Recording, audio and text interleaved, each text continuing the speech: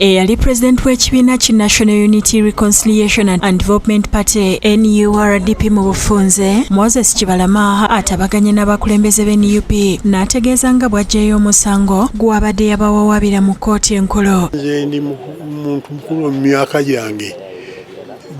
Ebintu byotukoleze ku ssaawa eno nebiteekyakola mu maaso biri blessed by our willingness. Fe emikono gyaffe gibeera migule bwe kiti abantu baffe buli we bakomawo tubaaniriza kubanga omulimu gwe tuliko munene nnyo gwa ggwanga. Kibalama abadde ne yali ssaabawandiisi wa NURDP mu bufunze Paul Simbwa Kagombe bagenze ku kitebe ky'NUP ne beesooka akafubo ne ssaabawandiisi David Lewis Lubongoya. Tutwala omukisa guno, bwe njogera ntutwala omukisa guno ntegeeza abatandisi b'ekibiina kya National Unity Platform kubanga mwami Kibalama bw'omulaba ng'atudde wano kitegeeza nti tewaliyo bugulumba emabega eyo. Kidiridde okusika omugwa okubaddewo ku njuyi zombi okuva mu mwaka gwa 2020 nga Kibalama awakanya obukulembeze bwa Kyagulanyi bw'agamba nti bwamenya constitution. Kibalama agamba nti ekisinga obukulu kwe kuyita mu kukaanya bagonjole ensonga kubanga ebibagatta bye bingi okusinga ebibawula.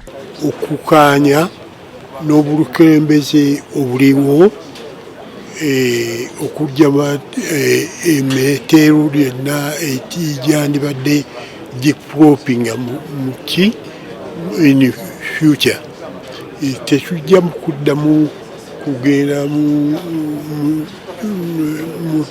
teeru oba okufuna okutegeeragana ate again and again.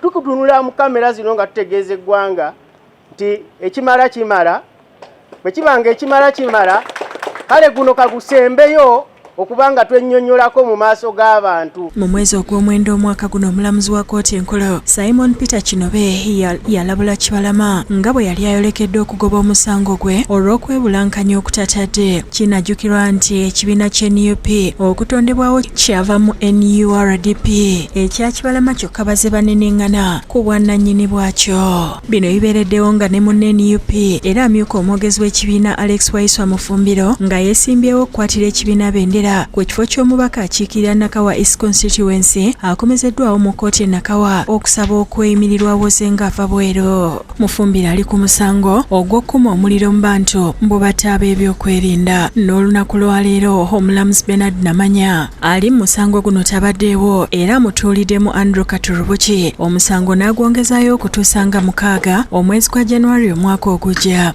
I've heard from the prosecution and defense. I do note that the accused has the right to fair and speedy trial. I accordingly direct the prosecution to swiftly conclude the investigations and it should be done before the next hearing date. I'm accordingly adjourning this matter to the 6th of January for mention or hearing. The accused is further remanded. Kino kinyiiziza Mufumbiro n'agamba nti lwaleetebwa mu kkooti eno ku musango guno omulamuzi tabeerawo n'asaba okusindikibwa mu kkooti enkulu gy'aba yeewolezaako n'okusaba okweyimirirwa. But this is now the third time that I'm not getting audience with the trial magistrate because this has been what it has. What is happening is what has been happening. I come, coming to court. Your Honor, counsel for the accused person. Naye akooye nga omusibe yenna okubeera nga omusango gwe omulamuzi talabika nga kitegeeza ensonga ezimu tasobola ziteeka mu maaso ga kkooti.